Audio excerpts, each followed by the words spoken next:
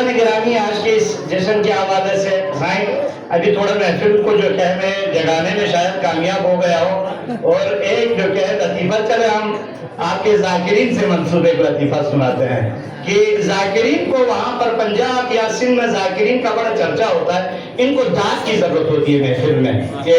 سائیں حضرت اور ہمارے مہمان یقیناً تائید کرتے ہیں ایسا مجمع، لیکن 2 مجمع میں میں مجلس پڑھ چکا ہوں، ہمارے پٹھان بھائی برادری کے مجمع میں میں پڑھ چکا ہوں، وہاں پر بھی وہ پنجاب اور سندھ والا ماحول نہیں ہوتا، مثلا داد کا وہ ماحول نہیں ہوتا، چپکے سے سنتے ہیں، اور مجھے خود بھی مجھے سننے والے کان چاہیے، بہرحال داد نہیں چاہیے،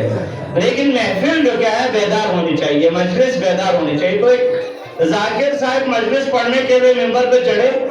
تو محفل بالکل جو ہے مجلس بالکل سوئی ہوئی ہے، تمام لوگ سوئے ہوئے، تو اس نے سوچا کیا کیا جائے، ان کو جو کیا ہے بیدار کیا جائے، اور تو اس نے اچانک، کیونکہ ذاکرین کے پاس تو ہنر ہے نا، وہ فوراً سے جو ہے کوئی کہانی بھی کوئی داستان بھی کر کے بیان کر سکتا ہے، تو انہوں نے فوری طور پہ جو کہ ایک بات سوچی اور کہا دیکھیں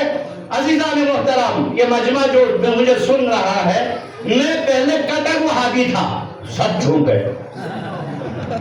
میں پہلے کٹر وہابی تھا، پھر میں خدا نے میرے اوپر لطف کیا اور میں مکتب اہل بیت سے منسلک ہوا، لیکن میرے والدین ابھی بھی کٹر وہابی ہے، وہ مجھے ٹارچر کرتے ہیں، اذیت کرتے ہیں، ابھی بھی مجھے اذیت و عذاب پہنچاتے ہیں۔ جب یہ کام تو سارے لوگ ایموشنل ہو گئے کہ بھائی اس بیچارے پہ تو جو کہ ظلم ہو رہا ہے، تو اس میں سے ایک ملنگ اٹھا کے جو اٹھ کے نعرے لگانا شروع کیا، اس نے ذاکر صاحب کے پیے پہ اللہ نے شکر محمد آل محمد۔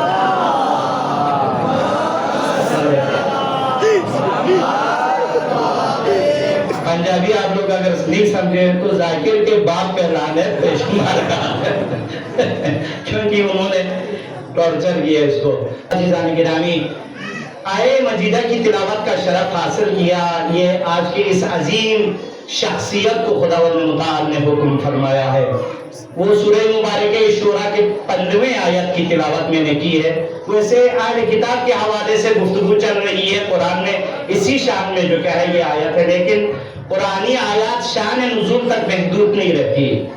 کیونکہ شان نزول تک اگر قرآنی آیات محدود رہے تو پھر قرآن بالکل 1400 سال پہلے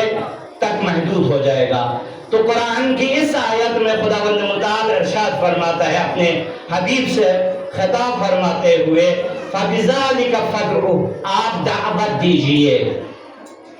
آپ فَادْعُ کا مطلب ہے دعوت دیجئے، اور ہم سب جانتے ہیں حضور کس کی طرف دعوت دیتے ہیں، حضور داعیاً الی اللہ ہے وسراجا منیرا، حضور الہ خدا کی طرف دعوت دینے والے ہیں، تو دعوت دے دیں آپ، وَاسْتَقِمْ كَمَا أُمِرْتَ، جس طریقے سے آپ کو حکم دیا گیا ہے آپ اسی طرح ثابت قدمی سے رہیں، ثابت قدمی سے ڈٹے رہیں۔ دیکھیں ہم جب بھی کوئی مشن شروع کرتے ہیں، یہ میرے جوانوں کے واقعاً پیغام ہے، کوئی بھی اچھا جب مشن شروع کر دیتا ہے تو معاشرے میں مایوسی ہوتی ہے، جیسے ہم جیسے مولویوں کے لیے کہ مثلاً ایک آئیڈیل معاشرے کی امید لے کے ہم معاشرے میں اتر جاتے ہیں، لیکن معاشرے سے کیونکہ ظاہر سی بات ہے ہر کوئی پذیرائی کرتے ہوئے آگے نہیں بڑھتے، ہر کوئی قبول نہیں کرتے، ہر کوئی اس تشویق نہیں کرتے، ہر کوئی فوری طور پہ جو کہ ہے اس معیار پر نہیں اترتے جو ایک مبلغ دین چاہتے ہیں، لیکن حضور کے لیے خداوند متعال فرماتے ہیں استقم، استقامت سے آپ کام لیں، ثابت قدم رہے جس طریقے سے آپ کو حکم کیا گیا ہے۔ پھر وَلَا تَتَّبِعْ أَهْوَاءَهُمْ، اور ایک اور آرڈر خداوند متعال اپنے حبیب کو، دیکھیں یہ حقیقت میں دیکھا جائے حضور صلی اللہ علیہ وسلم نے اس اسٹریٹجی کو اپنایا تو اتنے کامیاب ہو گئے، اور حضور کے بہت سارے معجزات گنتے ہیں میں ہمیشہ، یعنی لوگ علماء، مفسرین، خطبہ، ذاکرین حضرات بہت سارے معجزات گنتے ہیں کہ حضور کے یہ معجزات ہیں، مثلا چاند کے ٹکڑے کر لیے، درخت آگے کلمہ پڑھنے لگے، اور جو کہ ہے مختلف دیگر جو کہ خود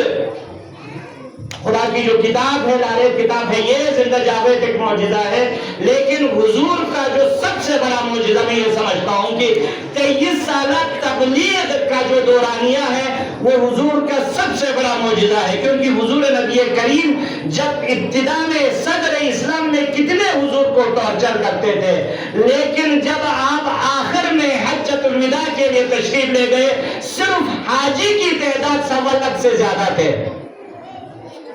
اور حضرت نوح 950 سال تبلیغ کرنے کے بعد 80 نفر۔ تو حضور صلی اللہ علیہ وسلم کی یہی جو اسٹریٹجیز ہے جو ہمارے لیے تبلیغ کے لیے بھی کسی بھی مشن کے لیے ہمارے لیے اسوہ عمل ہے، کیونکہ لقد کان لکم فی رسول اللہ اسوۃ حسنہ، یہ رول ماڈل ہے معاشرے کے لیے، کسی بھی مشن کے لیے، کسی بھی عظیم تحریک کے لیے حضور صلی اللہ علیہ وآلہ وسلم رول ماڈل ہے۔ تو استقم کما امرت ولا تتبع اهواءهم، لوگوں کے میل و رغبت سے کام نہیں رکھنا ہے۔ لوگ تو ممکن ہے اپنی خواہش کی بات کرتے ہیں، لوگ حضور کے پاس آ گئے تھے، مشرکین آ گئے تھے، یا رسول اللہ ایسا کر دے گے، ابھی ایسا کرتے ہیں، 1 سال آپ ہماری خدا کی پرستش کر دیجئے اور 1 سال ہم آپ کی خدا کی پرستش کرتے ہیں، تو برابر ہو گئے، جھگڑا بھی ختم۔ درود پر محمد وعلی محمد پر بما انزل اللہ من کتاب، میں نے ایمان لایا ہے ان تمام کتابوں کو جس کو خداوند متعال نے نازل کیا ہے، یعنی سابقہ جو آسمانی کتابیں ہیں اس پر میرا ایمان ہے، یہ آپ کہہ دیجئے لوگوں کو۔ پھر وَأُمِرْتُ لِأَعْدِلَ بَيْنَكُمْ، یہ بھی کہہ دیجئے کہ مجھے آرڈر کر دیا ہے کہ تمہارے درمیان عدل و انصاف قائم کروں، یہ حضور کا مشن ہے، یہ حضور کا مشن ہے، معاشرے میں عدل و انصاف برپا کرنا، عدل و انصاف قائم کرنا۔ اور آگے خداوند متعال پھر اس کے بعد بھی نہ مانے، لوگ نہ مانے تو اس کو کہیں کہ اللہ ربنا و ربکم، خدا ہمارا بھی رب ہے اور آپ کا بھی رب ہے، لنا اعمالنا ولکم اعمالکم، ہمارے اپنے اعمال ہیں، آپ کے اپنے اعمال ہیں، لا حجت بیننا و بینکم، حجت تمام کی ہے، اب کوئی عذر کوئی حجت باقی نہیں رہی، تمام حجتیں تمام ہو گئی ہے، یہ یعنی